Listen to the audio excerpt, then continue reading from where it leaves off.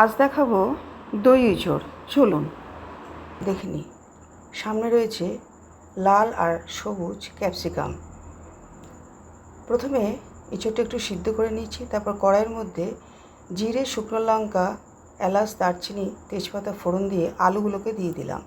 আলু একটু ভাজা ভাজা হয়ে এলে দিয়ে দিলাম নুন, হলুদ, দিয়ে দিলাম একটা ছোট টমেটো আর দুটো কাঁচা লঙ্কা চিড়ে। এদিকে চলুন দইটা রেডি করি। দইয়ের মধ্যে দিয়ে দিলাম 1 চামচ চিনি, ধনে গুঁড়ো, জিরে গুঁড়ো, কাশ্মীরি লঙ্কা গুঁড়ো দিয়ে খুব ভালো করে ফেটিয়ে নিলাম।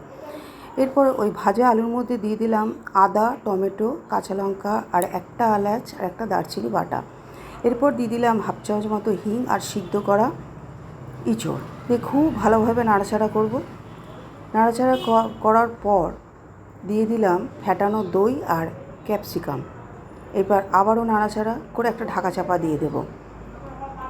মিনিট 5 পর ঢাকনা খুলে দেখুন কীরকম কষা কষা হয়ে গেছে। এইবার ওই বাঙালির বাটি ধোয়া জল সেটা দিয়ে দিলাম, দিয়ে আবারও খুব ভালো করে নাড়াচাড়া করে মিনিট 5-এর জন্য একটা ঢাকনা দিয়ে দেব। ঢাকনা খুলে এইবার আবারও একটু নাড়াচাড়া করে দিয়ে দেব অল্প ঘি আর গরম মশলা। এই ঘিটা কিন্তু অপশনাল, এটা দিতেও পারে, না দিতে পারেন, কিন্তু গরম মশলা দিতেই হবে। দিয়ে আবারও খুব ভালো করে নাড়াচাড়া করে নামিয়ে নিলাম। দেখুন দেখতে এইরকম হয়েছে, খেতে ভালোই হয়েছিল। আমি আমার মতো করে করেছি,